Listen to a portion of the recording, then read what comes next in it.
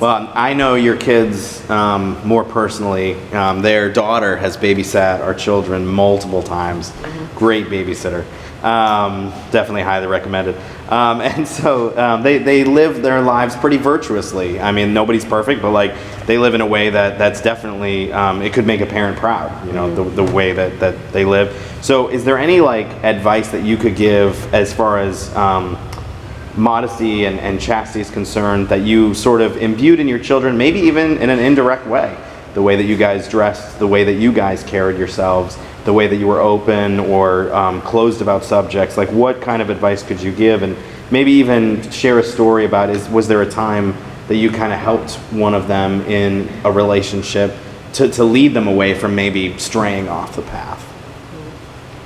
I mean, I think there's multiple things that we did as parents. I mean, so first of all, our kids are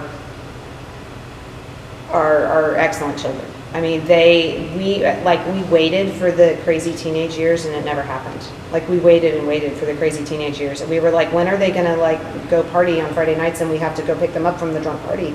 And it literally never happened. Like sometimes on Friday night we would look around and our kids were there and they would come out from their rooms and they would say, do you guys want to play cards? And we're like, don't you want to go out with your friends? And they're like, we're totally fine right here, you know? I mean, that's just the kind of kids they were. They're homebodies. And our kids are like early morningers, like, you know, early to bed, like that's their schedules. They didn't get that from me. Yeah, they did not get that from you. I'm an early morninger. But you know, I think it's a couple of things. Like when they were babies, we set rules and we maintained those rules. Like, I mean, and we were pretty scheduled, they were pretty scheduled kids. I mean, it was like, we eat breakfast, we do this as a family, we eat lunch, this is what we do. We did things at certain times, and so we set the expectations, and then we held them to those expectations, you know? There wasn't any vagueness in what we expected of them, right? So, I mean, I think that goes a long way because then that leads into your teenage years and it leads into your college years. You know, if you have these expectations when they're kids and they know that you are going to hold them to those expectations, that leads into future years, right? So, I mean, I think it's part of that. But I think one of the best things we did for our kids is we created communities for our kids that were full of other people that held the same standards with their families. You know what I'm saying? Like when we first joined our church, it was huge. Like, I mean, Our Lady of Hope is massive, right? And so we had to find a place for our kids. And so when they joined faith formation classes, we did all the things at church. And we found a community of 4 or 5 families that we hung out with at church. Those 4 or 5 families, we're still friends with them. But those 4 or 5 families, we hung out with those families at church all through elementary school and high school and through youth group. Those are the kids our kids were in youth group with. And those families were good, strong, upstanding families, and we still keep in touch with those families. But we all had the same values. We all had the same, like we would text each other, hey, are you letting your kids watch this movie? And we're like, no, we are not watching that movie. Like stuff like that. Do you know what I'm saying? Like, I mean, it was... You'd lean on each other. It was a community. Exactly. And so, like, I'll never forget... Cher Filio, she goes, Maddie wants to watch this movie, and I said, you tell her that Lindley Rosolino is not watching that movie. And she was like, okay, I'm telling her, you know. And I mean, but we did that, and so they could say, no, Rosolinos aren't watching that movie, so Filios are not watching that movie either, right? And so we had that community. I mean, it was a village, right? And then we stayed involved in their lives, like even when they were in high school. We went to their soccer games and their cross country meets and their track meets, and one of us was home at night with them. And we, at least one of us, if not both of us, most times both of us, but we stayed involved in their lives, and we made sure that they knew that we would stay involved in their lives, and that, not that we're like Big Brother is watching you, but we wanted to know what was going on. We wanted to be involved in their lives, and I think that makes a huge difference. In terms of chastity and modesty, like, we kind of let our kids take the lead on like the sex talk and stuff like that. When they asked questions, we answered it in an age-appropriate way. So like Tanner came home in 2nd grade, he says, I know how babies are made. And I was like, oh, do you now? Tell us how the babies are made, right? And he said, well, this is what happens. And Lindley, they're only 20 months apart. So I said, oh, Lindley, come in here. Let's just have the sex talk all together, right? You know, I mean, we said, let's just do this, right? And we sat down and we were like, this is how this works. And they were horrified, of course, in 2nd and 3rd grade. But but I mean, they were. Yeah. I mean, you know, so Tanner was in first grade, and my boss at work was pregnant, and and you know, her tummy gets bigger and bigger and bigger, and so he asked me, he says, well, Mommy, how does the baby come out? And so our standard answer was, well, you know, they go to the hospital and the doctor helps and the daddy helps and then the baby's born, you know? And he goes, no, Mom, I mean, like, where does the baby come out? And he wanted to know. And so we told him, and then he was at work with me one day, and he was like side-eyeing her, like, she's really pregnant, and he's like, hi, Miss Sarah. How are you?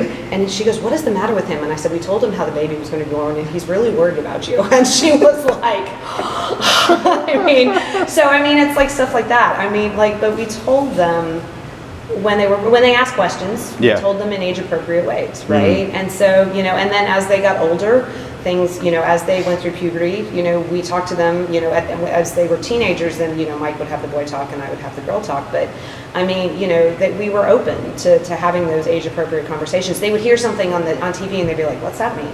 I'd be like, well, this is what that means. Yeah. You know, we were at an Embry-Riddle soccer game one time, and we were sitting with Mike's team. Tanner's probably a third or fourth grader, and they're making fun of the girl on the other team. Her name is Rebecca Dyke, and they're making fun of her last name. And he goes, why are they making fun of her name? Why is that funny?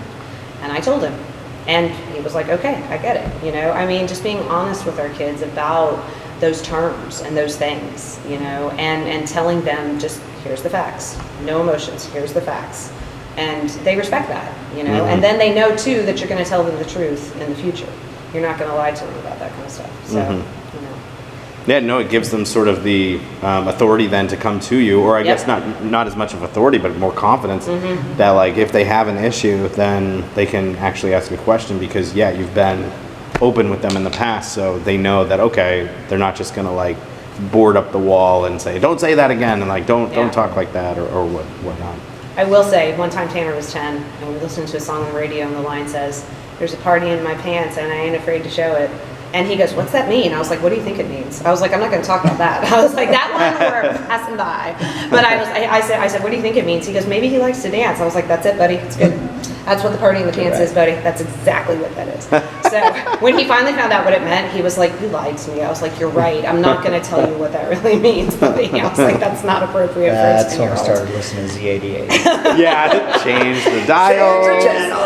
Seriously. And you know, favorites number 1, 2, and 3. But that is true. Like, seriously, at that point, we kind of started being more conscious of what we listened to, because you can't, I mean, if that's what you're listening to all the time, and every song on the radio is over-sexualized, every song on 103.3 The Vibe is about sex, and you're just like, if that is what they hear over and over and over again, then that's what they're going to focus on, you know? So, I mean, it is what it is. I would add kind of two things to what Carrie said, and I think the first part she talked about was so important. Is, I mean, parents have so much influence on their kids, but the reality is that the people that have more influence on our kids are their friend groups. And so I think, you know, being conscious of who are their friends and who are they associating with, and then being very purposeful about the environments we put them in. You know, I think that's so important. So, like, you know, having a church community was one part of that, but then also, you know, like the other activities that they were in, like Lindley was in dance, and you know, knowing who the people were that she was dancing with, and you know, they were, you know, a good friend group for her. Being aware of, like, the soccer teams and the running groups that Tanner was with, you know, and kind of who is their influence. You know, because I think, you know, as parents, like, we think we have a lot of control over kids, but the reality is, like, especially when it comes to chastity and modesty, like, so much of their education in those areas is from their peer groups. And I think that's a big part of it. Like, I think for our kids, I think a big part of, you know, what was successful for them was the friend groups they were in were other good kids, and other families that had those values. I think the other thing is making sure we kind of have this balance between letting your kids be a little bit independent and making their own decisions, but also letting them be kids. Like, I think so much in our society is, like, we try to get our kids to grow up too fast. Like, you know, they're constantly kind of pushing that envelope of, you know, acting older than they should. or wanting to do things that are older than what they really are. You know, so I think, you know, letting kids be kids and having playtime, you know, being outside. Like, I mean, that was something that, you know, we really kind of put, you know, you have to go outside and play, you have to be active, you have to do this. You know, not worrying about, you know, like when Lindley wanted to go to school in a tie-dye t-shirt and a pair of running shorts in 5th grade, like, we were like, heck yeah. we're like, good for you. And like, I mean, it's like, I think some parents are horrified by it. Like, oh no, like, you need to dress like up. You need to dress up and you need to act like you're 12 or 13. Like, you know, no, like, they're kids. Like, let them be kids and, you know, do that. You know, like you were talking about, what are they watching on TV? Like, when you're 6 and 7, like, you should watch cartoons and Sesame Street, things like and that. Disney. Like, and Disney stuff. Like, don't be watching Squid Game when you're 8. Yeah. You know, or younger is what I've heard. Yeah. You know, but I mean, I think that's like, I think so much in our society now wants kids to grow up too fast. And so I think, you know, is trying to remind ourselves that they're kids and they should be kids. But also that means they're going to make mistakes and that's okay. You know, and when you make a mistake, like, it's not a big deal. Like, you totaled your car. Okay, are you okay? Yes, well then fine. Let's deal with the situation. Let's deal with the situation. Which happens. Tanner totaled his car. And we move forward. And it was fine. You know, but not overreacting to those things. And, you know, hey, these are normal life experiences. These are things that we can move forward. How do we take those steps? But you know, I do think that was another thing. I mean, obviously their friend group I think was a big part of it, but also just letting them be kids and letting them be goofy when they're supposed to be. And not being like, stop acting like a 2-year-old. No, it's okay. You're 7. You act like a 2-year-old. It's fun. Like, whatever. Be a kid. Yeah. Dad still acts like a 2-year-old. You can too. Yeah. Yeah, it's like choosing the battles that you're wanting to fight and make into real battles. Like things that are obviously either dangerous or like against morals, then those are the kinds of battles you definitely need to fight. But then like finding the balance of what should be disciplinable, you know, what should I focus on disciplining versus I'm going to discipline everything, and I'm going to, you know, talk down to you and try to like make you grow up, you know, too quickly. Yeah, being a kid. It's like Michael wanted to wear at first his Halloween shirt for today and today's class picture day, and I was like, I was in my head, I'm like, do I fight this one? Like, do I? Because we had laid out like different collared shirts and like different things of like, okay, like this is what we're gonna try and wear. And then he's like, I want my Halloween one. It's skulls and spiders. And I love the shirt and I love it when he wears it. But I was like, class picture day. And then finally, like without me like pushing him, but he was like, you know what? I think I'll put it in my bag. I'll take this one. And he took one of the blue collared shirts. And then he's like, I'll wear it after the picture. And so he came up with a solution on his own without really pushing him. But, you know, so we sort of pointed him in a direction and he's 3.5. Right. So it's sort of like, you know, and even sometimes now, my daughter who's 2, she will, if we didn't pray before eating, like if someone takes a bite, she'll be like, prayer. Like she'll like yell at us like, prayer, duh. Like, and it's like, you're 2. Like, oh my gosh.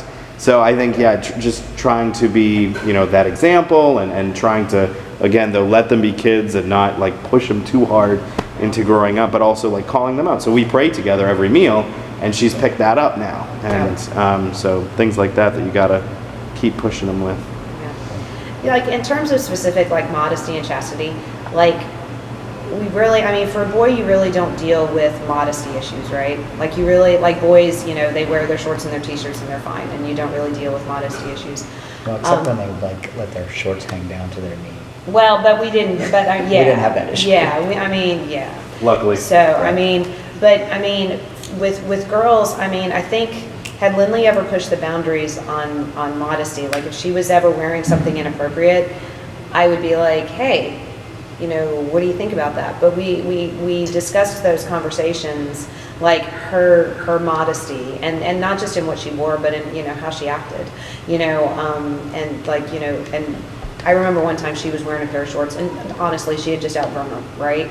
And they were just a little bit too short on her, and I was like, hey, do you want to go shopping this weekend and get some new shorts? And she was like, yeah, these are getting a little small. I was like, do you want me to change them right now? You know? And she was like, sure.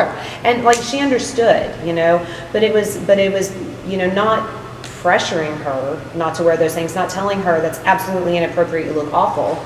You know, it's, you know, just letting her know that, you know, this is not the right thing for you to be wearing. Just telling her, like the same way that we dealt with all of the questions that they had, you know, this is just not the right thing for you to be wearing right now. So, you know, so, and we didn't deal with it too much, so it was good. If you enjoyed this video of our parent series called Reach, I would invite you to check out our other videos on our website, princeofpeaceormond.com, linked in the description below, and check out our YouTube page and Facebook page for other materials, other events going on for parents and families alike. Finally, if you're not already subscribed to our YouTube channel, I would love it if you like this video, subscribe to it, and share it with your friends and family who would like to know more about these different topics. And we look forward to seeing you again.